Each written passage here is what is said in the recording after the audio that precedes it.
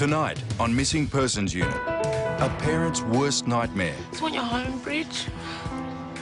Come home. A daughter missing for a week and determined not to be found. I'm pretty sure that she's steering clear of the area because she knows that we're trying to find her. She was hanging around the wrong people. They were trying to get her into drugs and everything. What sort of drugs? Everything. A beloved grandmother with dementia is lost on the streets of Sydney. Is she on any medication at all? Yes, for dementia. Does she have that with her, do you know? No. A reverse case for the Missing Persons Unit. An unknown body is found, but who out there is missing them? It's more motivating to know that science is able to help someone in grief and put closure and start the grieving process. So, do you want me to go that way? One can go through that entrance. And Constable Liz loses her patience with an A-grade student who keeps running away. Can you imagine what your mum would be feeling every single night when she went to bed? Where's my daughter? Is she dead in a ditch? Has she been raped? Has she been murdered?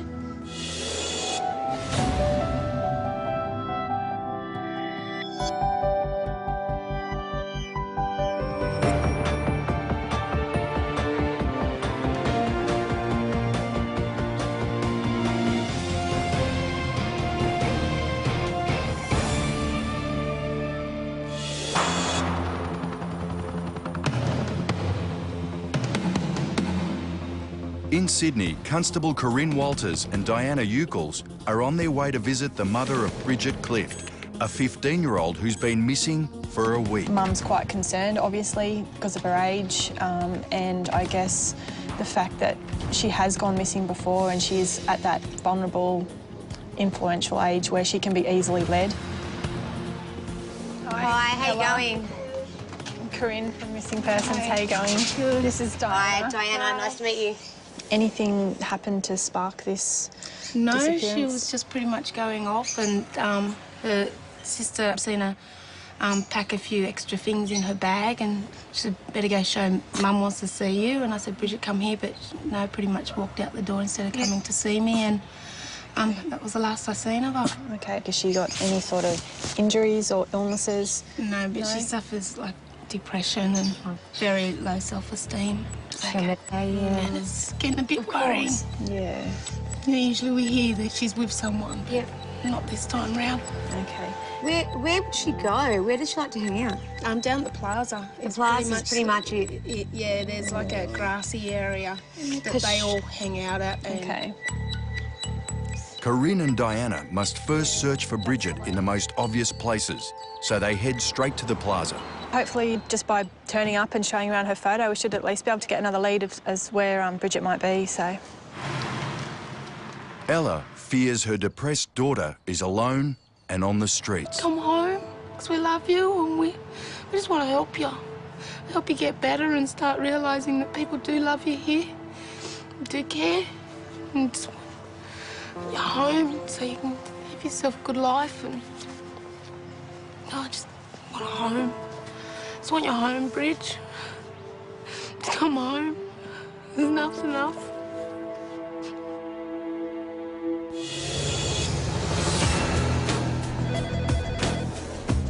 Back at headquarters, Gary Bailey is talking to Lucas Blacker, whose 77-year-old mother, Betty, is missing. When did she actually go missing? She left the retirement village yesterday after lunch. Yep. Technically, she became missing when she didn't return at 11 o'clock last night. The most worrying part of Betty's disappearance is that, like 220,000 other Australians, she has dementia. And what does she just sort of just get disorientated, does she, and just doesn't know where she is or something? That's it. She thinks she does. Now, she comes across as being quite capable. Yeah. If you sat down and talked to her, you probably think that there's nothing wrong with her. Appearing so capable, Betty could be missing in a city of over 4 million people, and no one would know she was in trouble. So Gary and Lee need to gather as much information as they can from her son, Lucas. Hey, Lucas, how you going? Too bad. Gary Bailey. Hi, Gary. This is Constable Hadley. Lee Hadley. How are you? Come in. Thanks very much. Take a seat on the lounge. Yeah, it's sort of starting to get a bit disturbing, this, isn't it? Yeah, we have found out that she was at David Jones. She was definitely there? Yeah, they reckon about 2:30. We've known that she goes there, every yeah. time. Yep. We think she's got disorientated somehow and missed a stop at Beverly Hills Station. Yeah. And once she gets off a train, she won't get back on another train. Is she on any medication at all? Yes, medication for dementia. Yep. Did she have that with her, do you know? No. No. If Betty is lost on the streets without her medication, she'll become even more confused. She needs to be found as soon as possible.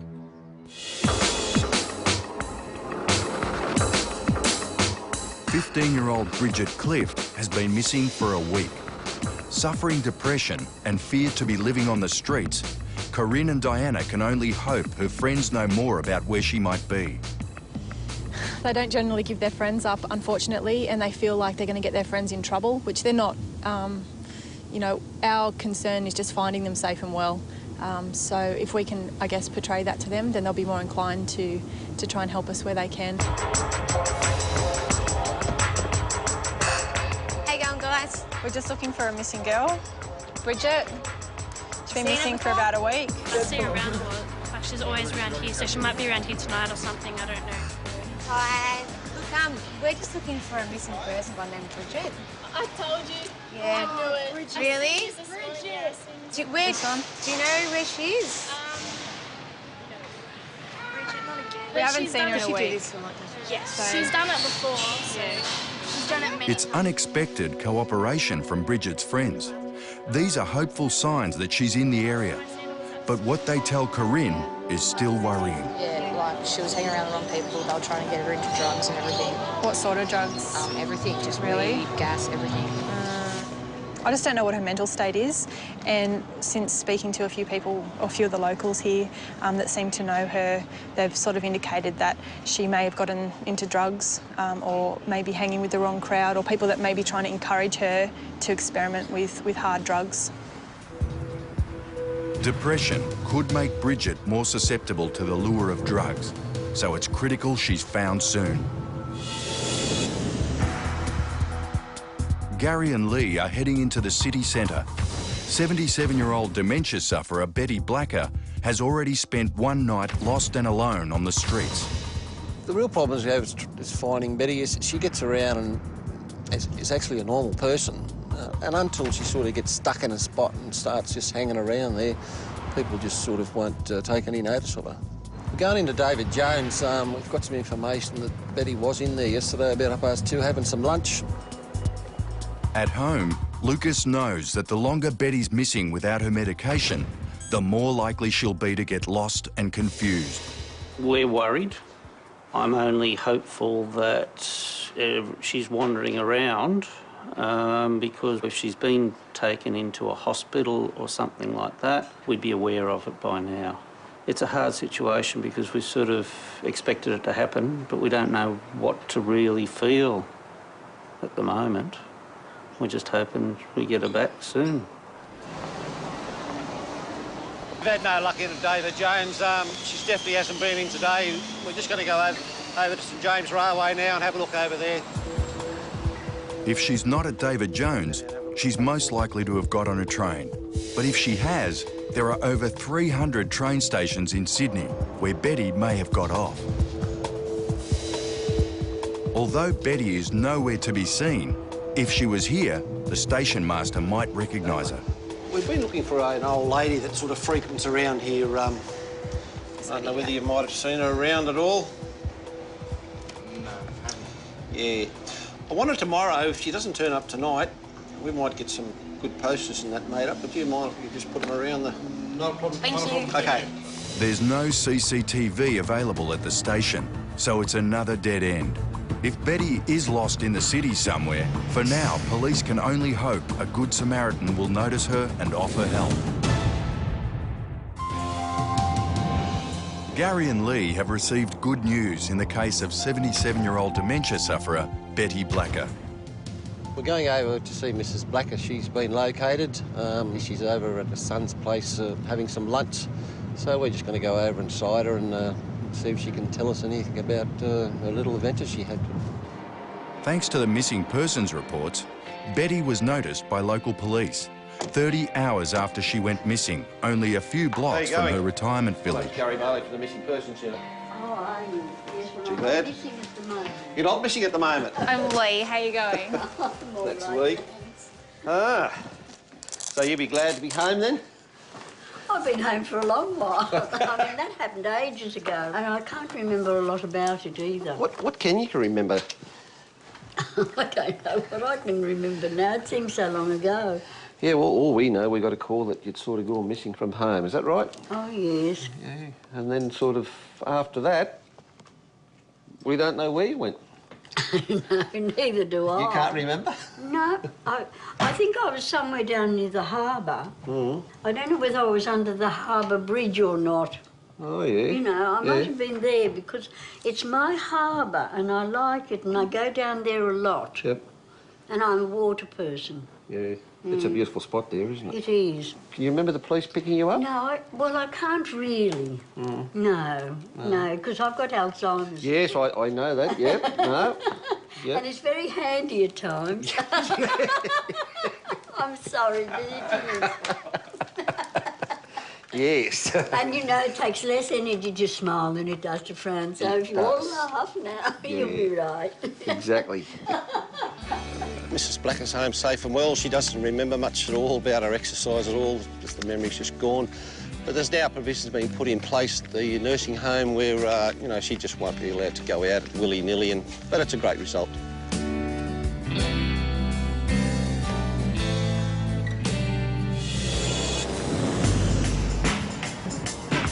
Across town, the search is still on for teenage runaway Bridget Clift, who's been missing for a week. And at only 15 years old, the stress of her disappearance is taking its toll on her family, who are also searching for her. You know, you can't sit at home or it just sends you batty, so at least if you're out trying to find some information, it's better than nothing. I just want her home because I love so much, so yeah. The best we can do is everyone look, so yeah, for her. Corinne's heard that Bridget and her friends are known to spend time around the train station. Even a local operational dog squad is asked to help in the search for Bridget. We're from Missing Persons. We're just looking for this girl. Her name's Bridget. She's been missing for about a week. We're expecting that she'll probably get off a train shortly and head up to the Mondo. Okay. Okay. Well, we're doing a controlled, like a drug dog operation today. We'll be here for at least a couple of hours anyway, for most of the afternoon, so we'll keep an eye out for her. No worries. We're just looking for this girl. She's 15. Her name's Bridget. She lives around here. Have you seen her? I've never seen her. She lives around here. Have you seen her? No. Do you know her? No, sorry.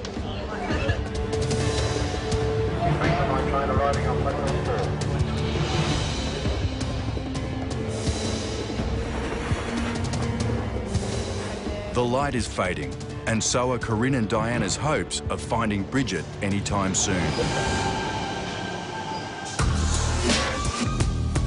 Oh, it's getting dark now. Where are you, Bridget? But Bridget's friends think she might turn up at the plaza at night time.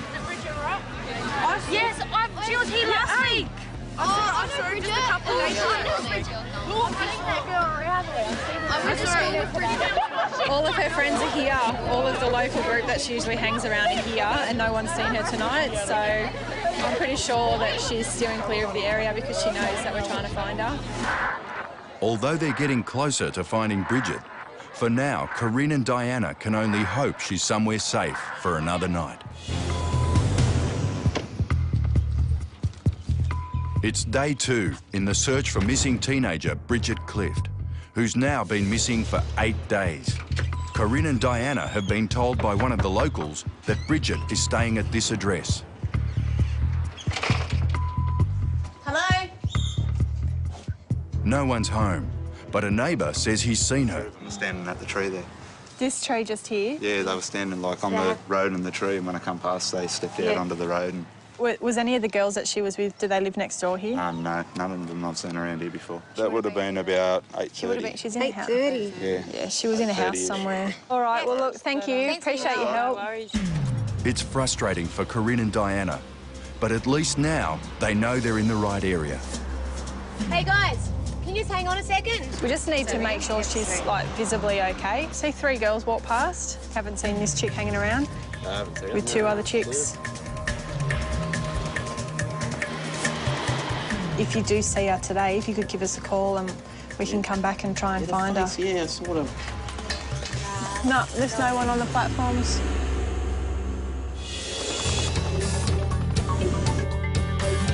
At Echo Point in the New South Wales Blue Mountains, an unidentified body found by walkers deep in the bush has opened a case shrouded in mystery. Quite an experienced bushwalker did venture up to the cliff line and actually stumbled across the body. But when finally discovered, the body was already in a decomposed state. Because it had been here for such a prolonged period, that native animals had taken to the body and obviously caused it to separate. Such a terrible way to go, and there's obviously family and friends out there that are missing him, and I think we really need some closure for their sake. In the vicinity of where he would have It's an unusual case for the Missing Persons Unit. It's not a person, but their identity that's missing. So, back at headquarters, Constable Joe Williams cross-checks all missing persons databases across Australia, hoping to find a possible link. And soon enough, she does. The missing person said that he was going to go and rent a house in the Blue Mountains area. 59-year-old Perth man Wayne Druitt was reported missing by his family 12 months before the remains were found. We found out that he was an ex-army sergeant, so we contacted the Defence Force, who have provided us with the dental records of the missing person, and we've contacted the forensic dentist at Westmead Morgue, and we're going to go down there today and get a dental comparison done against the unidentified body and this missing person. Gary's now on a case that's threatening to tear a family apart. But you haven't heard anything from your daughters? No, not yet, mate. He's on the phone to the father of teenage sisters who are rebelling against their strict upbringing. You dropped them off at school yesterday, was it? Yeah, we dropped them off there and that was it, yeah. Do they have a school uniform on or something, or...? They had their school uniform on, yeah. Yeah. The sisters, Natasha, 14, and Nazia, 17, left no clues to their whereabouts or their intentions, apart from a disturbing letter to their parents. What did that basically say?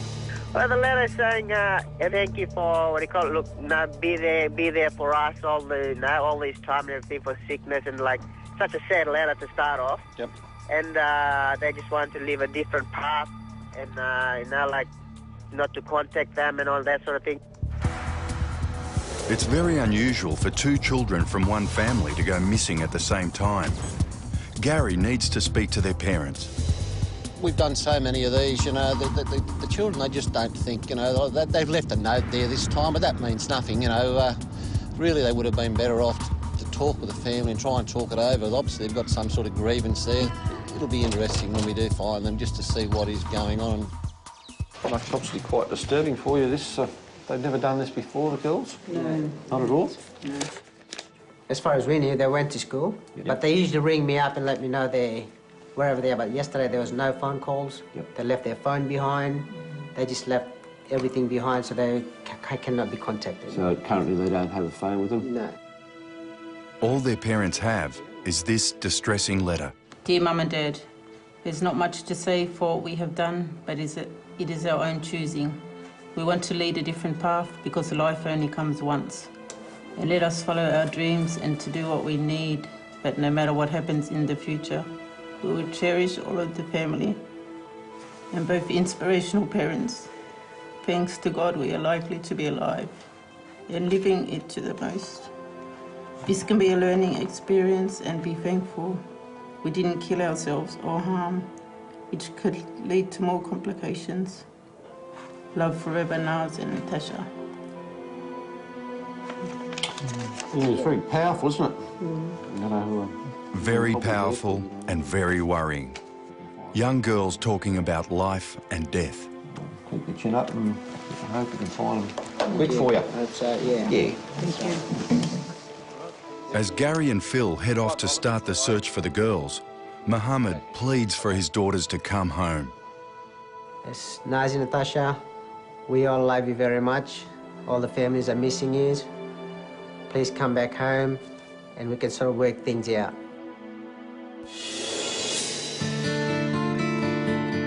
On the case of missing 15-year-old Bridget Clift, Corinne and Diana are returning to the address where she was last seen. Last time they were here, there was no one home. Hi, how are you? Yeah. Just from the missing persons unit. G'day, how you going? I've had this before, but yeah. Just looking for this girl. She's a friend of Kerry Ann's. Kellyanne, my daughter, Kellyanne. yeah. Yeah. She's been staying here for the few days. Do you mind if we come in for a sec and I'll just get some details off you? Is that okay? No, that's fine. I'd say they're coming home, but I don't know what time. Yeah? Yeah. Corinne and Diana have finally caught up with the runaway 15-year-old Bridget Clift, feared to be depressed and on drugs. Listen, you're not in any trouble. Come here. Look at me. You're not in any trouble, OK? You're not in any trouble. We've been trying to tell everyone that you're not in any trouble with police. We're just desperate to find you to make sure you're OK, all right? Are you OK? All right. Do you want to come and sit down and talk to us and tell us what's been going on? I don't want to go, please. We've been out looking for you. Look at this. Everywhere. Your mum and your sister have been out looking for you everywhere. They've been worried about you. She told me to go away and never come back. I didn't.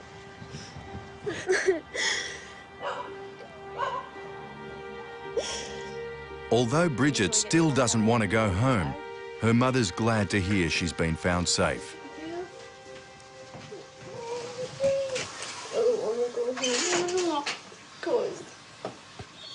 It's not like living where you're not with family. Yeah, we miss you. If it wasn't for these people, I wouldn't have been found and that would have been good. Well, we're looking for you. Corinne can see that there's more to the story than just a teenage tantrum. It seems to me like maybe Bridget needs to speak to... I've done enough counselling. I'm not doing anymore. No way. Counselling doesn't work. I speak to somebody... If she goes home, there's nothing that's going to chain her to her room. Exactly. There's no guarantee that she's going to stay, OK? I think what we need to do is work out the cause and the reason behind why she's left. She just doesn't like me. I don't want to go home at all. I'm really upset because I love her so much. I just wanted to come home and see that we're trying everything we can to help her. I know she's only 15, but you got to work through what the problem is. Yeah, I've been trying we'll work really through hard it, to. and we'll find out the solution. And what you want is for Bridget to want to be there. And at the moment, yeah, I do. She's... But she doesn't feel it. And that's normal, though. It's normal. It's part of being a teenage girl. I think so. Although it's not a perfect outcome, Ella's still grateful. Thank you very much. Thanks. I know it was a lot of running around, but thank you very much for finding her. I was so grateful that you found her because I would never have found her here. And thanks heaps for all your help. Yep. I think she's had a bit of a tough time. I think they've got a bit to go through as a mother and daughter.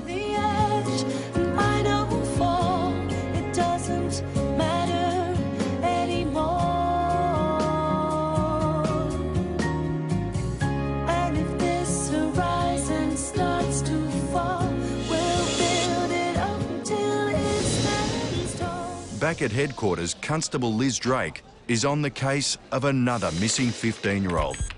Christy Bullock has been missing for a week. It's been said that she may be with a 19-year-old male that's possibly her boyfriend. Is that correct? That's correct. What's missing from her room? Has she taken anything in particular that you've noticed?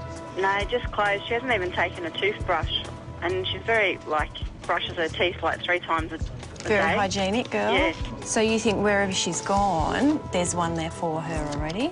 I would say so, yeah. OK. Because she's done this quite a few times before. Has she said when she's returned home where she's actually been? No. Never? I'm sick of rules, was her words. I'm sick of rules and I'm moving out. right. Over half of reported runaways are teenagers, often simply because they're not getting their own way. It can become frustrating for the police, who spend so much of their time trying to get them home. But what's worse is that this runaway should know better. Christy Lee, halfway through last year, came second in her grade. So she's quite a smart child. Police deal with runaway kids all the time. It's extremely frustrating. We use a lot of police resources to find these kids that simply choose to run away, but there could be something else going on. In this case, being with the 19-year-old male, it could be quite serious. So that's why we need to take every case seriously. I'm Liz, this is Diana. I spoke to you on the phone earlier. Is there somewhere we can have a chat? All right, so basically Leanne would just came just to see if we can get any more leads, to see if we can find Christy. That's her 5th time she's done it. Yeah. So and you just figure she'll come back in a couple of days. So this is the longest. This is the longest, yeah. Okay, which is quite worrying, obviously. All right then, and you've been in contact with the principal of the school? I have, yeah. Yep, and they've said that she hasn't even been attending since the 18th. That's correct, yeah. So we're really looking at a week and a half that she's actually been missing. That's right, which is quite a scary thought. We've been to counselling for the last few months, and obviously I thought everything was getting better. So how are you feeling at the moment? I just want her back. Yeah. Everyone loves her. She's a favourite. We'll get out there and see if we can find her and maybe try and talk some sense into her as well. See if we can get her to stop doing this. So.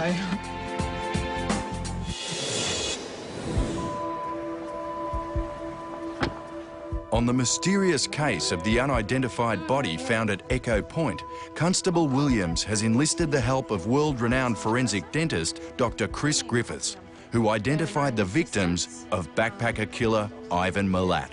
He will now cross-reference the Echo Point remains with the dental records of missing man Wayne Druitt. I've been told they're fairly decomposed because they've been there for some time. So, and the flesh is partly mummified, but we'll open the bag and see what we can find. There's been a lot of fracturing here. The actual jaw is fractured here. The other half is still in place, locked into the skull. This person's had a considerable amount of dental work. You see quite a lot large existing fillings here.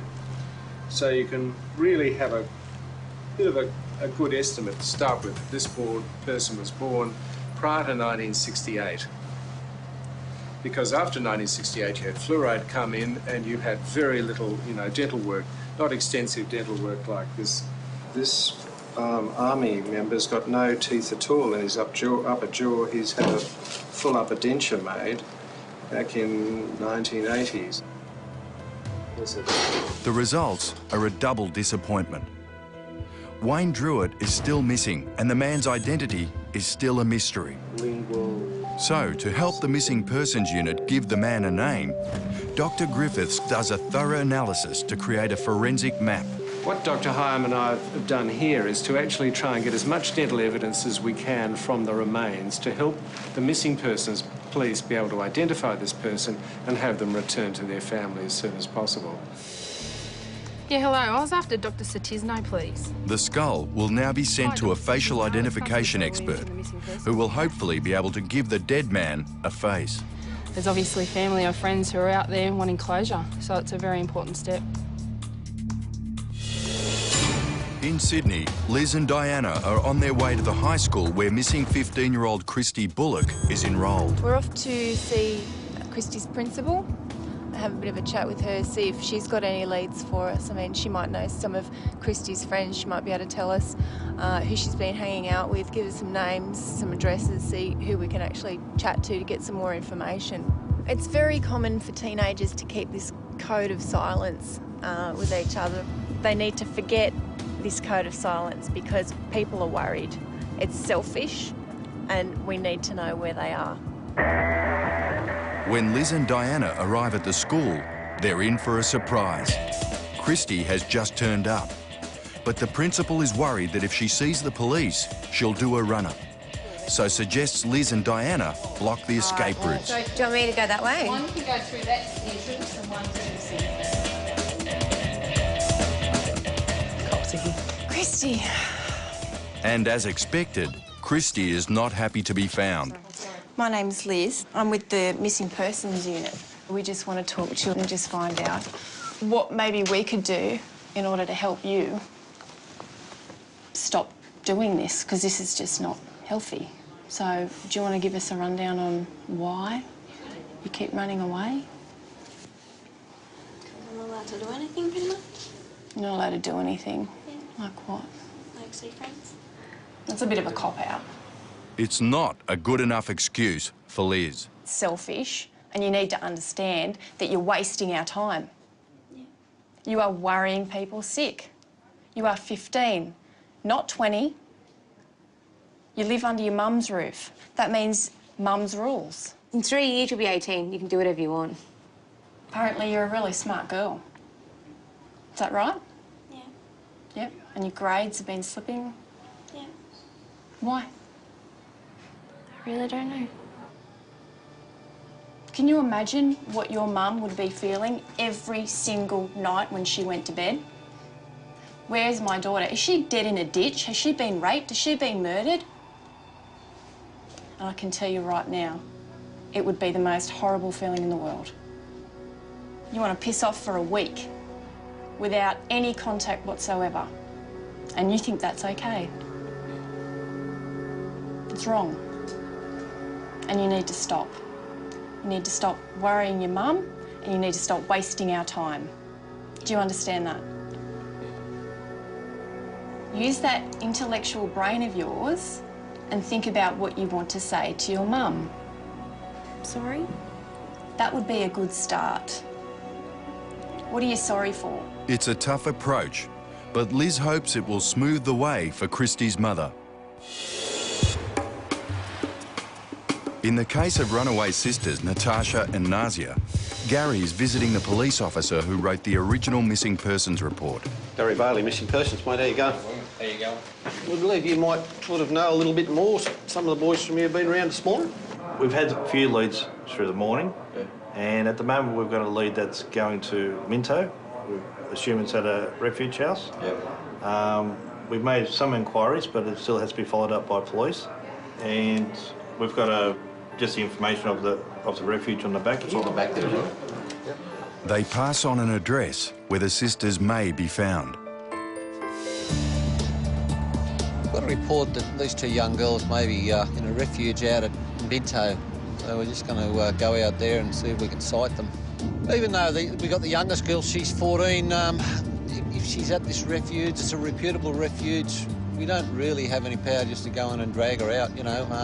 It does get very frustrating because we'd really like to know what their story is to what's happened at home and try and get a reason as to why they left. Security and confidentiality prevent us from showing the refuge and its whereabouts. But if the sisters are there, Gary should have his answer shortly.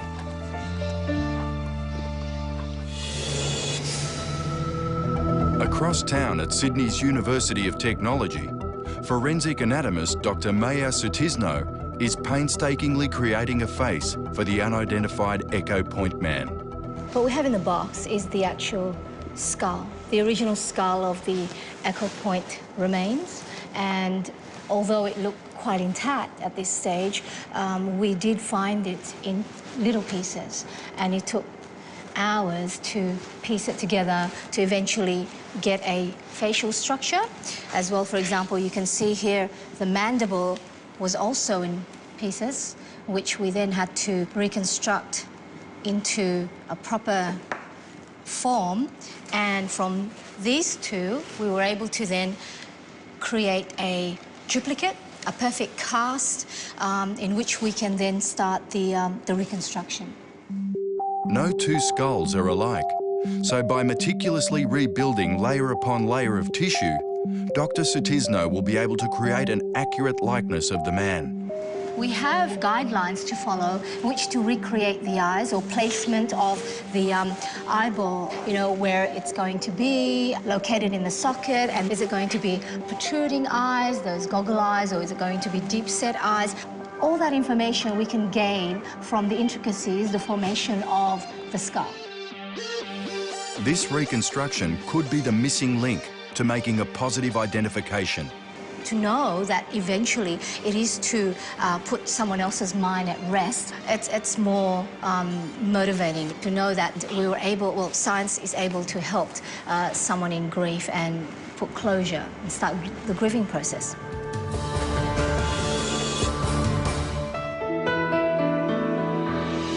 Constable Liz Drake has been taking the tough approach with repeat runaway Christy Bullock. It annoys me no end when you turn up and all they've got for you is a look of absolute contempt. It's not good enough. Her mum's arrived to take her home. Where have you been? Can't tell. Why did you run away? I'm sick of not being allowed to do things.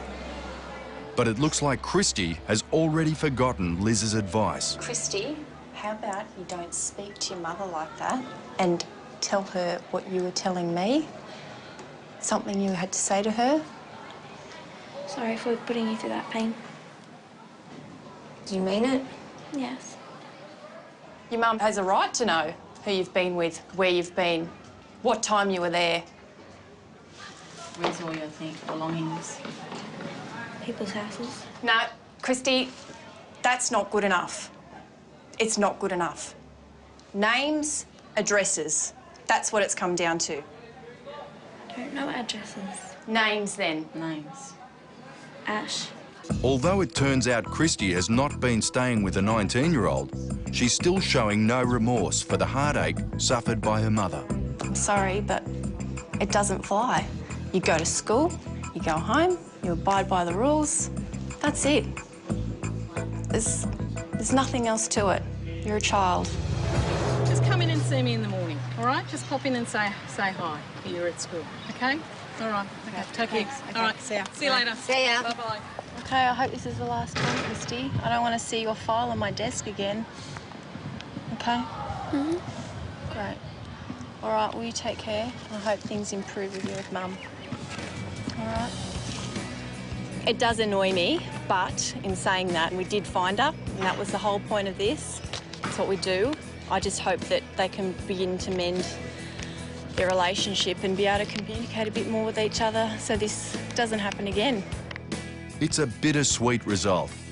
The situation is resolved, for now, but only time will tell if Christy will continue running away from home.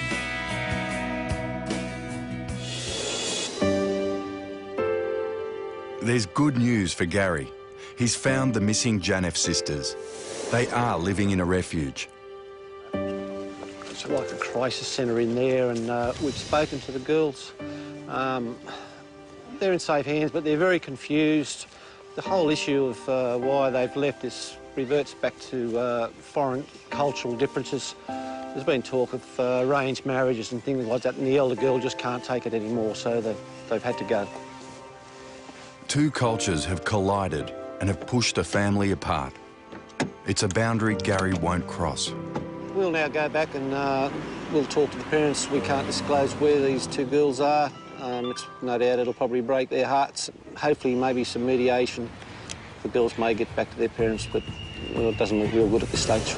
So now Gary has the difficult task of telling their parents the heartbreaking news. They're safe and well at the moment. But at this stage they don't want to come home. And there's certain issues they've brought up about cultural issues in the family, and that's the main reason why they've left. I'd say they're not happy little girls, they're very unhappy, but I can assure you they're very safe where they are at the moment. Yep. If there was any concerns there, well, we would have brought the younger one home. At the moment, she's better off there, because if we brought her home, she would be gone in the morning, you know? Yeah.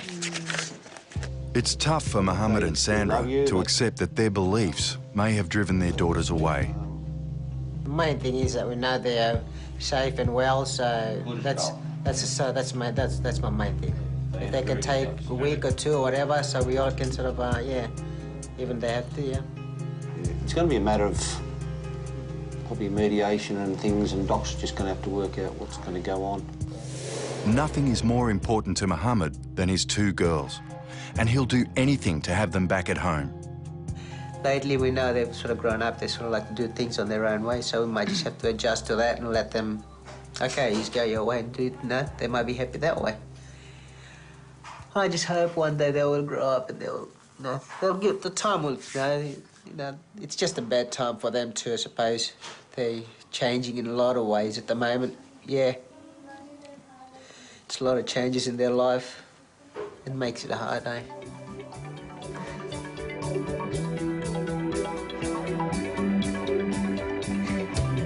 Babies, I never thought they were gonna hate us like this. Probably not the ideal in. We've got two unhappy girls in a refuge, and we've got two unhappy parents in the house here. But probably what will come out of this will be good is that they'll get back together, they can sort out the differences, girls can get some freedom, and it'll probably be a good result. 14-year-old Natasha did eventually come home, but Nazia, her older sister, is still living away from the family.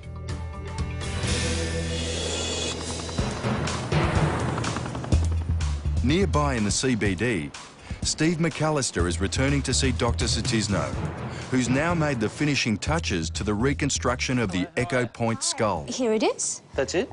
This is the actual reconstruction of the unknown man from Echo Point.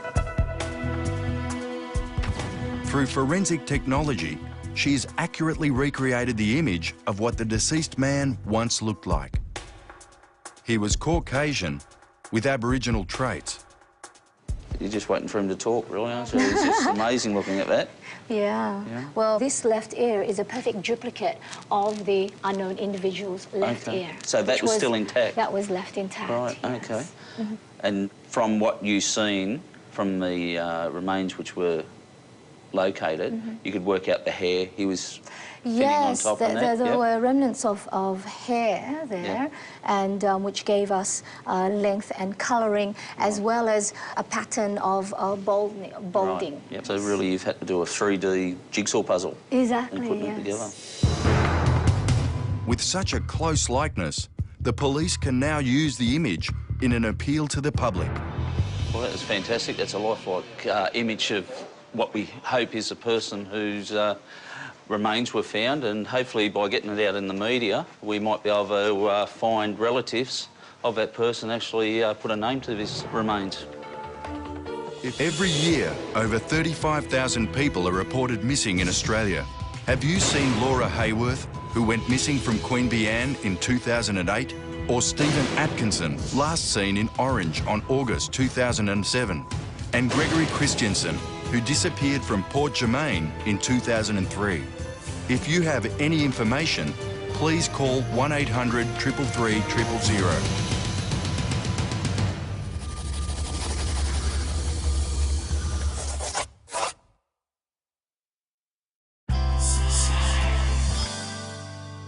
Sydney, Constable Corinne Walters and Diana Eucles are on their way to visit the mother of Bridget Clift, a 15-year-old who's been missing for a week. Mum's quite concerned, obviously, because of her age, and I guess the fact that she has gone missing before and she's at that vulnerable, influential age where she can be easily led. Hi, how you going? Corinne from Missing Persons, how you going? Good. This is Diana. Hi, Diana, nice to meet you.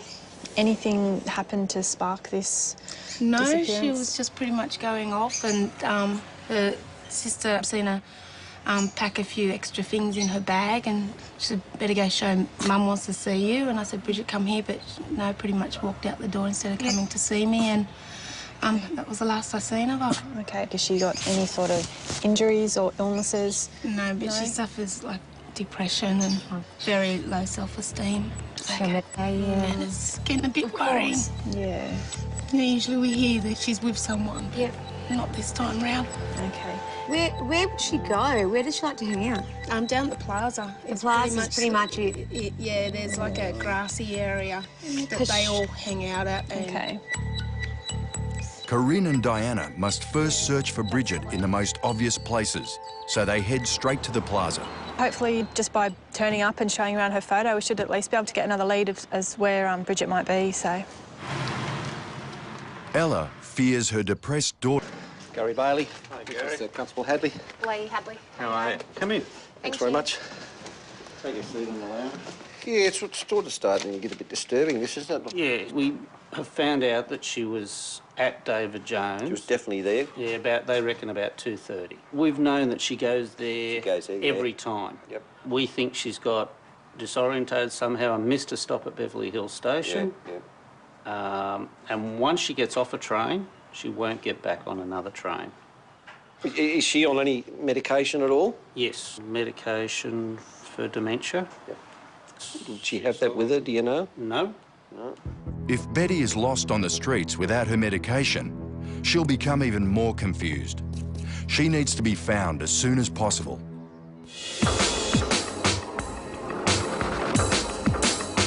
"15-year-old Bridget Clift has been missing for a week. Suffering depression and feared to be living on the streets, Corinne and Diana can only hope her friends know more about where she might be. They don't generally give their friends up, unfortunately, and they feel like they're going to get their friends in trouble, which they're not. You know, our concern is just finding them safe and well. So if we can, I guess, portray that to them, then they'll be more inclined to try and help us where they can. How you going, guys? We're just looking for a missing girl, Bridget. She's been missing for about a week. I see her around a lot. Like she's always... Daughter is alone and on the streets. Come home, because we love you and we just want to help you.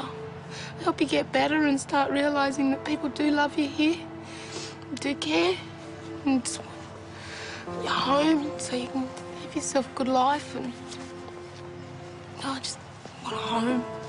Just want your home, Bridge. Just come home. Enough's enough.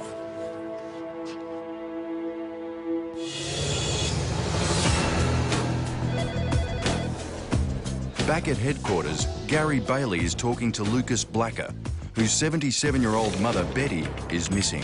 When did she actually go missing? She left the retirement village yesterday after lunch. Yep. Technically, she became missing when she didn't return at 10 o'clock last night. The most worrying part of Betty's disappearance is that, like 220,000 other Australians, she has dementia. And what does she just sort of just get disorientated? Does she and just doesn't know where she is or something? That's it. She thinks she does.